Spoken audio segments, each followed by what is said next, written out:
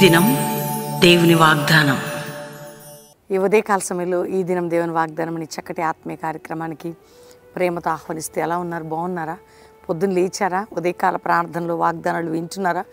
అవే కదా, రొటీన్ కదా, చూద్దాంలే అని నిర్లక్ష్యం మంచిది కాదు. దేవుని సన్నిధిలో మనం దేవుని ప్రేమించి, దేవుని దగ్గర అవి దేవుని ఆరాధించి, దేవునికి సమీపంగా రావటం మనకు ఆశీర్వాదకరం. అది మనకి దేవుడు ప్రభు రాకడికి మనల్ని సిద్ధపడే జీవితం. ఈరోజు మీరు కృంగినా, అలసినా, ఓడిపోయినా, కృషించిపోయిన స్థితిలో ఉన్న దేవుని కృప అధికముగా మీ పట్ల చూపబోతున్నాడు. తల్లి, తండ్రి, బంధువులు, స్నేహితులు, ఆప్తులు ఎవ్వరు మిమ్మల్ని విడిచిపెట్టినా నేను విడువని దేవుడు నేనే అన్నాడు కదా. ఇంకా రక్షణ లేని బిడ్డలు, యేసు రక్షకుడు నీ కొరకు మరణించాడు, ఈ భూమి మీదకి వచ్చాడు, మరణించాడు, ఆయన తిరిగి లేచాడు, పరలోకానికి వెళ్ళాడు, మరలా రాబోతున్నాడు. ఏంటి అంటే యేసు నమ్మితే నిత్య జీవం, పరలోకం నీకు ఉంటుంది. కాబట్టి ఈరోజు ఒక్క మాట మీతో చెప్తున్నాను, క్రీస్తు ప్రేమలో ఉన్న శక్తి ఎక్కడ లేదు. అదే మిమ్మల్ని, ఆయన ప్రేమే నిన్ను పిలుస్తుండగా మీ జీవితాన్ని ప్రభుకి సమర్పించుకోండి. ఈరోజు వాగ్దానం ఒకటి చదువుతున్నాను, చదువుకుందాం. 113వ కీర్తన అద్భుతమైన మాట, 8వ వచనం. ఆయన నేల నుండి దరిద్రులను లేవనెత్తువాడు, పెంట కుప్ప మీద నుంచి బీదలను పైకెత్తువాడు. దారిద్రత, బీద స్థితి అది స్పిరిచువల్గా ఉండొచ్చండి, మామూలు ఇహలోక పరంగా, ఫైనాన్షియల్గా, ఏదైనా ఆత్మీకమైన దరిద్రత, పేదరికమున్న నేను లేవనెత్తుతాడు. ఈరోజు పడిపోయిన స్థితిలో, దుష్ట స్థితిలో, నీచమైన స్థితిలో, కృంగిన స్థితిలో, ఒకవేళ నీ జీవితం కృంగిపోయి ఆత్మీకంగా దిగజారిన స్థితిలో ఉన్న ఆయన లేవనెత్తే దేవుడు. పెంట కుప్ప మీద నుండి దరిద్రులను, బీదలని లేవనెత్తే దేవుడు అట. ఆయన లేవనెత్తువాడు. ఆయన నీ స్థితి ఏదున్నా లేవనెత్తబోతున్నాడు ఆయన. సహోదరి, ఒకవేళ ఈరోజు ఎందులో ఇరుక్కున్నా లేవనెత్తుతాడు. ఎక్కడ పడిపోయిన నేను లేవనెత్తాడు, ఎక్కడ కృంగిన నేను లేవనెత్తాడు. ఏ స్థితిలో ఉన్నా, ఒకవేళ ఈరోజు అన్ని దిగజారిన దేవుడు నేను లేవనెత్తబోతున్నాను. ధైర్యంగా ఉండు, కృంగిపోకు. కోర్టు కేసుల నుండి నేను లేవనెత్త, అప్పుల భారం నుండి, ఆర్థిక పరిస్థితుల నుండి, నిందల నుండి, గాయముల నుండి, అవమానముల నుండి, ప్రతి స్థితి నుంచి నిన్ను ఎలా లేవనెత్తాడండి. మనం ఎవరైనా లేపితే కొంచెం అలా లేపి నిలబెడతాం, మళ్ళీ మనం ఇట్లా. కానీ ఆయన లేపితే ఆయన కృప నిరంతరం నీకు ఉంటుంది. కాబట్టి ధైర్యంగా ఉండండి. ప్రభు అంటున్నాడు, అన్ని విషయంలో నేను నిన్ను లేవనెత్తేదను, అన్ని విషయంలో నేను నిన్ను లేవనెత్తేదను. కాబట్టి ఈరోజు ఈ వాగ్దానం రిసీవ్ చేసుకో.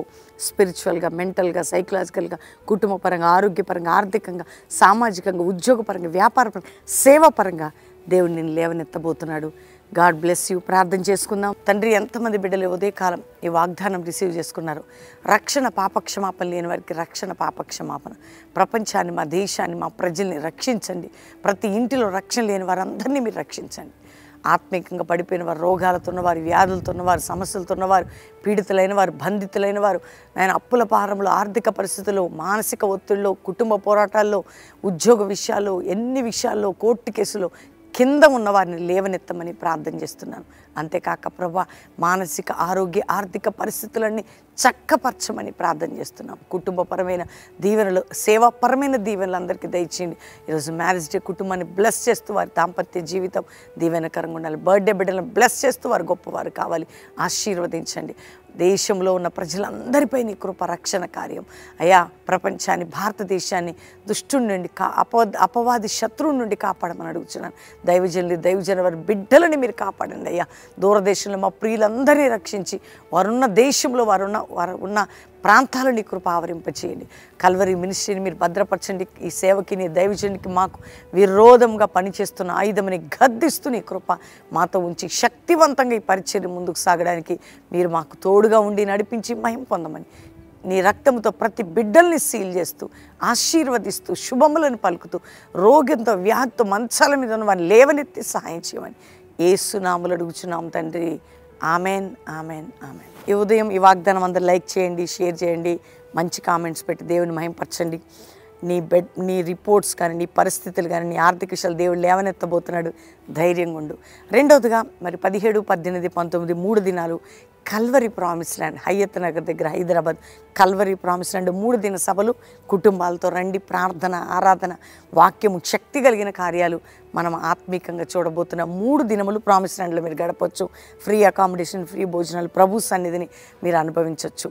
ప్రతి శనివారం సాయంత్రం 6 నుంచి 9 బెల్లంపల్లి సువార్త సభ, ఆదివారం 3 ఆరాధనలు. మీరు దేవుని సన్నిధిలో గడుపుటకు శనివారం బెల్లంపల్లి ప్రాంతానికి దేవుని సన్నిధిని అనుభవించుటకు కూడుకొని ప్రార్థన చేసి ఆరాధించి వాక్యం విని వెళ్ళొచ్చు. మూడవదిగా ఎంతమంది బిడ్డలు ఈ లైవ్ చూస్తున్నారు, ఈ మాటలు వింటూ ఉన్నారు, ఈ వాగ్దానం మరి అద్భుతమైనటువంటి సభలు 20, 21, 22, 23 4 దినాలు రాజమండ్రి దగ్గర రావులపాలెంలో సభలు ఉంటున్నాయి. అద్భుతంగా మీకు అక్కడి అడ్రస్ ఇస్తూ ఉన్నారు. రావులపాలెం సభలకి ప్రార్థన చేయండి, పాలు పొందండి. దేవుని శక్తి కలిగిన ఆత్మీయ ఉన్నతమైన విడుదల నూతన సంవత్సరంలో చూడబోతున్నాం. దేవుడు మీ అందరినీ దీవించును గాక. Praise the lord.